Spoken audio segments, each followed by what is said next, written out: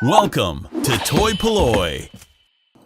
Hello and welcome to another video from toy-polloi. Now today's video is going to be a bit of a different video because I've actually been invited into Glastonbury FM to come and talk about toy restoration and also do a bit of live toy fixing on the radio. So I brought along a couple of broken toys, a broken Micronaut and a broken G.I.joe figure, and I'm going to head on in and really just see what happens. I'm not quite sure how the show is going to sort of pan out, but it sounds like it could be fun. I brought along my Action Man Pinhead as a little bit of a mascot. He can sit on the desk while I'm doing the toy fixing, and I'm hoping that I can do a bit of filming as well and show you some sort of behind the scenes of what goes on here at Glastonbury FM. So let's head on in.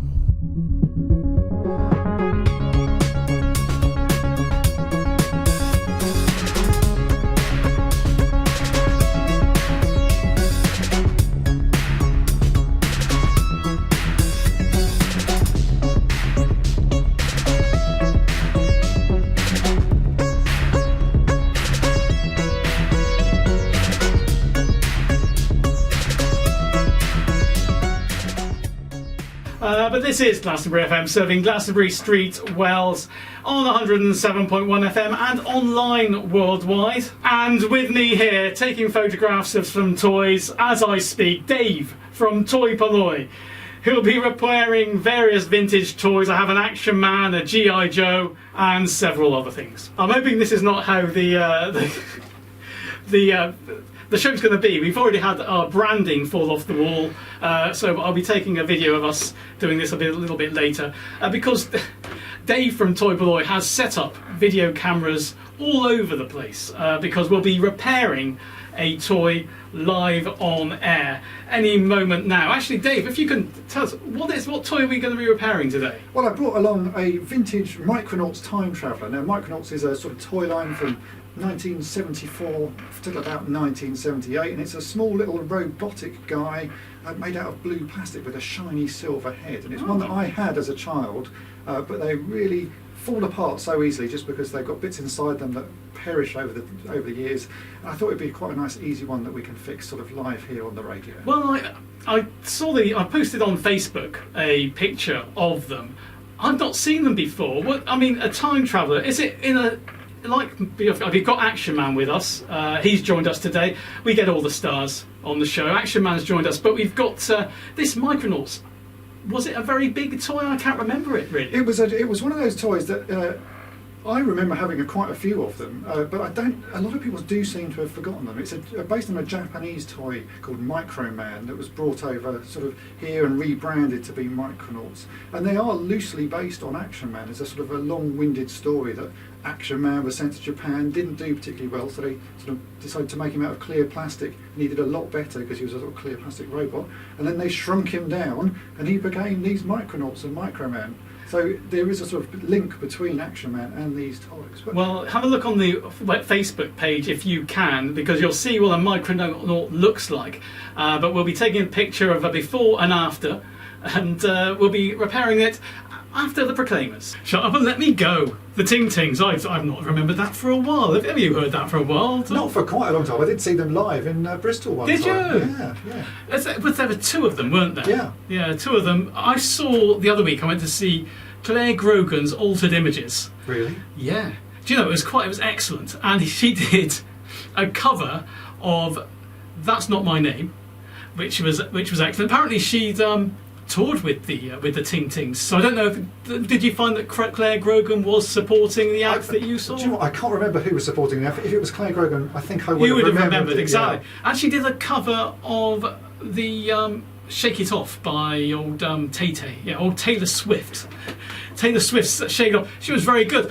What was quite amusing was a lot of people there who are my age, sort of late 40s, who remember them from the day. Though they'd gone down to Sturminster Newton with their wives to watch Claire Grogan, and they were all queuing up to have a photograph with Claire Grogan afterwards.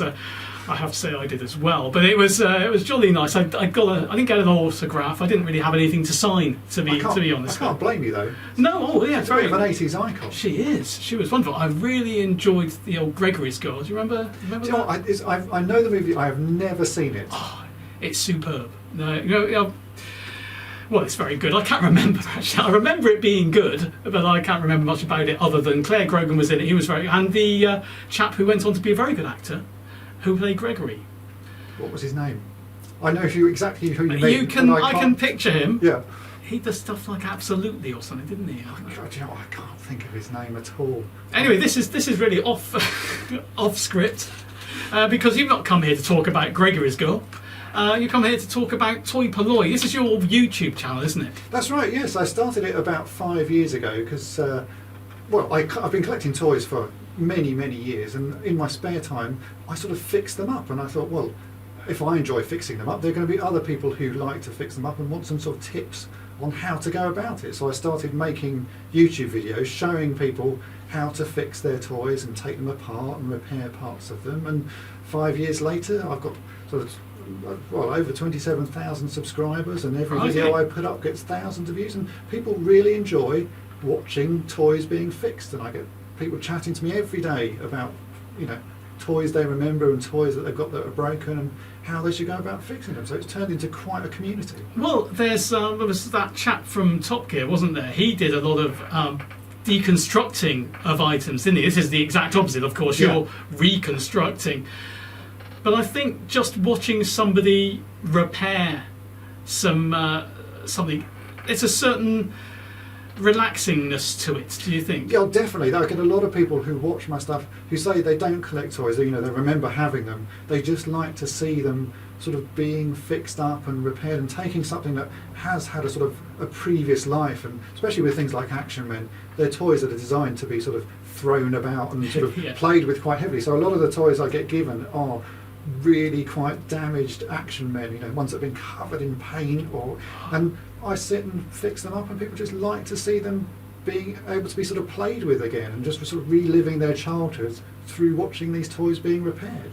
So you must have, I mean, you sent me a picture that we were going to put up, which must be your toy cupboard, or one of them at least, because there is absolutely, it was jam-packed. You must have hundreds of toys. I do, yes. I have a small room in my house. My wife is very sort of understanding of my hobby. So I have what is classed as the toy room, which is where I film my videos, and I store a sort of a selection of my collection, shall we say? Yeah. But and then the rest is up in the loft. So yeah, I dread to think how many I have, but a lot. You know, it's probably in the thousands if you go to sort of class individual figures.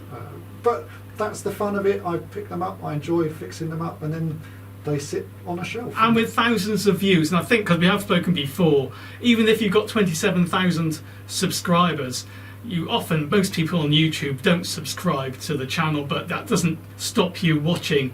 You're watching the repairs, and you have thousands of people watching every week. Yeah, I think in total I've had over 4 million views of my videos, Wow. which, considering it is old toys and a sort of middle-aged man fixing them, I find that quite impressive, really. So yeah, every week I get new subscribers, and people chat with me and sort of just talk old toys. And you know, these days people send me, you know, they will have been rummaging in their loft and just happen to find a box of broken Star Wars figures or something, and they say, well, I don't want them, you have them. So I get packages turning up of other people's broken toys, but I love it because it's just fun. I enjoy fixing them. Yeah, well, it's a good thing to do. Now, what have you got in front of you? Let's describe it. It's a little blue Micronaut. For those people who I've failed miserably on trying to get this onto social media. I will try in the next record to do that. But it's a little blue toy. How long is that? Well, these are the same size as Star Wars figures, so they are classed as 3 3/4 inch action figures. Mm-hmm. And these came out actually a bit before Star Wars figures. Star Wars, you know, was 1977, and these were out in 1974. And he is a little blue, sort of clear plastic blue figure with a shiny silver chrome head. And he's.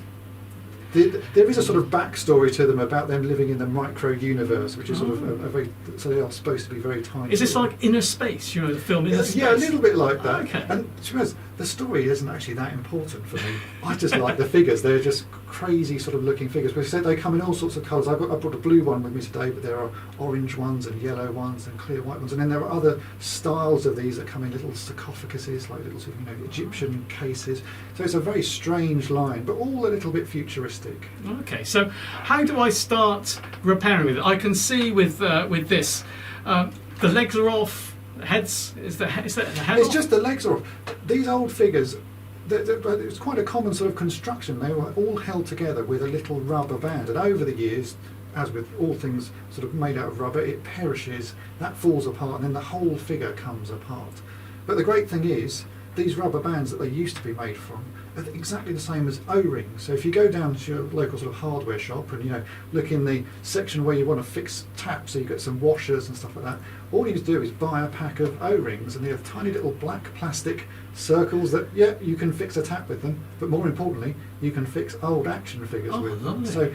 So these are just O-rings. You pick them up anywhere, and because of the way these guys are constructed, you just need a small Phillips screwdriver, and you can unscrew the back of him. He's held together with one tiny little screw on the back of his body, which I hope I can undo here. I tell you, with those little screwdrivers, they're always the best prize, aren't they, in the crackers at Christmas? Oh, I wouldn't know what to do without them. I have a tiny little set here, which is like a modeller's set of sort of key bits of equipment that you need for fixing. Well, it's designed for sort of modelers making model kits, but if you're fixing toys, a set like that is ideal. So you just take the little O-ring. Yeah. There's a tiny hook. I see. So you legs. put it. Yeah. So it's between his legs. So to speak, pointing upwards, you've got a little O-ring. Yeah. And you hook the O-ring onto that, and then you take his little pelvis section. And you push that through there. Yeah. So it's a little bit fiddly, but you can see I've now got an O-ring on a hook, and then inside his body there's another little circular area. I see. And you hook that O-ring onto it, and this is where the sort of the tricky bit happens, because you've got to hold everything in place, because he's got. Is this where you need more than two hands? More than two hands generally, and good light. But you take a little front section of his chest, and you can sort of push that on. I think I've done it wrong there because it's pinged out. That's what I say. These sort of toys are quite fiddly because I've got quite big fat fingers, and you could really do with sort of tiny child's fingers, and it would be a lot easier. It's almost like these are for children, isn't it? These toys. It's outrageous. It's outrageous that they design these toys for children. So there you go. I've put his little body back together. Oh, I see. And you take the screw again and put that in the back of his body. And if I can get that screwed back in place, he's now all back together. We can put his little chest plate on. And there you can see there's a little Micronaut with his legs back on and working. So I can see he's a nice little blue figure, 3.5 inches long, got a golden breastplate there. Is there any relevance to any story that's at all interesting? Do you know what? I don't know. Every single one of them comes with a different. I've got some more broken ones in this box here. And you can see they all have different chest plates. It's almost like the Teletubbies have a different thing on their chest. Yeah, and you can interchange. You can swap them about, so they pull off, and you can just sort of swap them about. They're a very strange little toy line, but very popular in Japan, and getting more so here in the UK as well, because more people are just sort of starting to remember that they had these as a child. But this sort of construction of a toy is very common in old figures. So I have another figure here, which is a g.i.joe figure, exactly the same problem and exactly the same fix, but made by a different company. They just use the same sort of the same technology, the same sort of construction, and you can fix another figure. And saved by an O-ring, which you can pay for about 15p in a. I bought a whole box of them online. Like sort of about 500. It cost me sort of £3, and I use them for multiple toy fixes, not just these. Everything. Excellent. Well, I'm going to take a couple of pictures of that and get them online. Thanks so much for joining me, Dave, today. It's been absolute pleasure. Well, that was really good fun. I'm now back in the car, having done my sort of bit of an interview there live on the radio. It was actually really good fun to do it, and I do need to say a massive thank you to Alan Philpotts for inviting me onto his afternoon show. He's actually said if I want to go back and do some more toy fixing, then I'm more than welcome. So you might hear me again on Glastonbury FM at some point. So big thanks to Alan for that. And it was good fun to fix the toy. Rather than having a camera in front of me and in the way, I had a microphone, so it made a slight change to my normal way of fixing toys. But Blue Time Traveller was a pretty good, a pretty simple thing to fix, and something that I could do and chat along while I was doing it. So it was a good sort of simple toy to take along. Maybe if I do come back, I'll bring something slightly more complicated to fix. So I hope that video was of interest to you. It's slightly different to my normal sort of toy fixing videos, but I thought it's nice to document some of these things that I get invited to do, and being on the radio is quite a novelty for me. So thanks for watching. Thanks for watching toy-polloi. Subscribe for more great videos. You can also follow toy-polloi on Twitter, Facebook, and Instagram.